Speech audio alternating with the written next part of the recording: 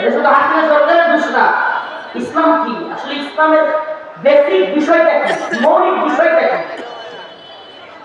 ইসলাম শুধুমাত্র কোনো দল বা ব্যক্তির বিরুদ্ধে বলে না, ইসলামের বিরুদ্ধে যারা বলে এমন প্রত্যেক দল, প্রত্যেক নেতা, প্রত্যেক নেত্রীর বিরুদ্ধে বলে।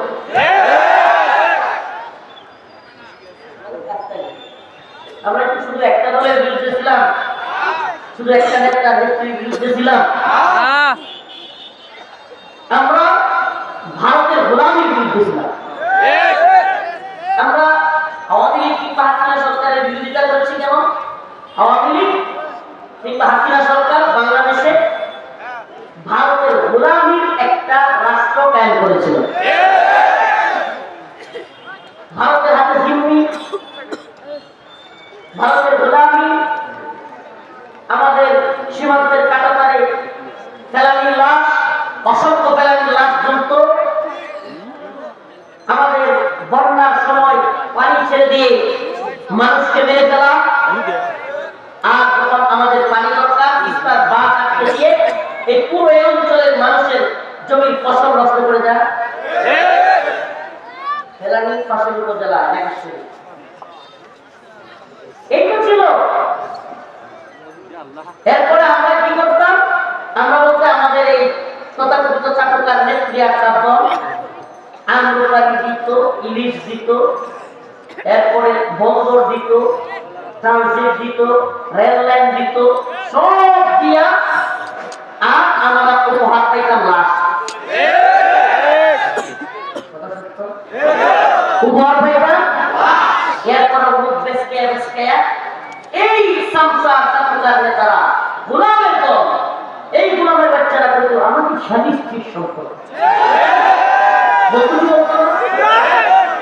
তো এই নির্লজ্জতা আমরা দীর্ঘদিন দেখেছি। প্রিয় ভাইরা আমার, বন্ধুগণ আমার, আমাকে বলে নতুন করে কেউ যদি ভারতের গোলামি, ক্ষমতার মোহে, ক্ষমতার চিন্তা করে নতুন করে কেউ যদি ভারতের গোলামি করে, আমরা হাসিনা যেমন বিরোধিতা করছি তাদের বিরোধিতা করবো না? করবো কি করবো না? কেন? কারণ ওই একটাই, কারণ ওই একটাই, আমরা ভারতের গোলামি মানব না। আমরা আল্লাহর গোলাম হতে আসছি। এই মাথা কার সামনে নোয়াবো?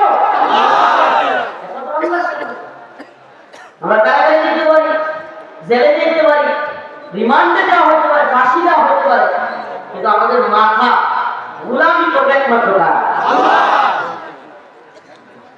একটা জালেম শক্তি সবসময় চায় দাসের রাজত্ব তৈরি করতে, মানুষের মধ্যে ভয় ভীতি আতঙ্ক ছড়াই দিতে।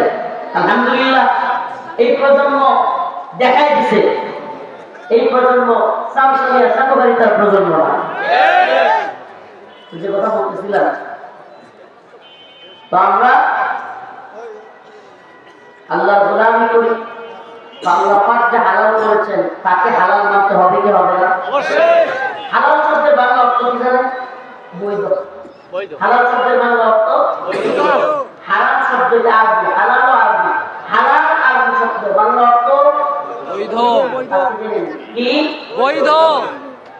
হারাম আরবি শব্দ বাংলা অর্থ অবৈধ। অবৈধ, বৈধ, অবৈধ, অবৈধ। তার মানে বৈধ এবং অবৈধ, এটাই হালাল হারাম। আপনি বলেন যদি মদের লাইসেন্স দেওয়া হয় সেটাকে হালাল করা হলো কি হলো না? জি, রাষ্ট্রীয়ভাবে হালাল করা হলো কি হলো না? হলো। যদি সুদের ব্যাংকের লাইসেন্স দেওয়া হয় তাহলে সুদকে রাষ্ট্রীয়ভাবে হালাল করা হলো কি হলো না? হলো। মদের বাড়ির লাইসেন্স দেওয়া হলে সেটারও বৈধ হালাল হলো কি হলো না? পতিতালয়ের লাইসেন্স দেওয়া হলে সেটাও হালাল করা হলো কি হলো না? এখন আমাকে বলেন আল্লাহ রাসূল যদি বলে থাকেন যে আদি আল্লাহ পাক যা হালাল করতো, তোমাদের ধর্ম যাজকরা, তোমাদের পোপ, তোমাদের পাদ্রীরা, আকবার রুহবানরা সেগুলোকে হারাম করতো, তোমরা মেনে নিতে বলতো হ্যাঁ। আবার যখন হারামকে হালাল করতো তখনও মেনে নিতে বলে হ্যাঁ। সেটাই আল্লাহকে বাদ দিয়া তাদের ইবাদত। এখন আমাকে বলেন আমরাও যদি সরকার আল্লাহর বিরুদ্ধে আইন করে, কোরআনের বিরুদ্ধে আইন করে, এই হুজুর যে কথাটা বললেন যে ইসলামের বিরুদ্ধে গেলে প্রধানমন্ত্রী মানি না, ইসলামের বিরুদ্ধে গেলে রাষ্ট্রপতি মানি না। যদিও জনসাধারণকে ধোঁকাবাজি দেখাচ্ছে এই সরকার, যে রফিকুল ইসলাম মাদানিকে এই কারণে গ্রেফতার করা হয়েছে। বাস্তবে এটার কোনো সম্পর্কই নেই। বাস্তব হলো দাদারে খুশি করতে গিয়া দিদি সব আলেম বেলায় জেলে দিয়েছে। বাস্তবে কিন্তু একই মামলা দিচ্ছে, কারো জঙ্গি, কারো রাজাকার, কাউরে ধর্ষক, কাউরে বিভিন্ন মামলা দিচ্ছে, কিন্তু মূল কাহিনী হলো দাদারে খুশি করা। দাদারে খুশি করে অত দিদির বুদ্ধি টিকে নাই, ঠিক না?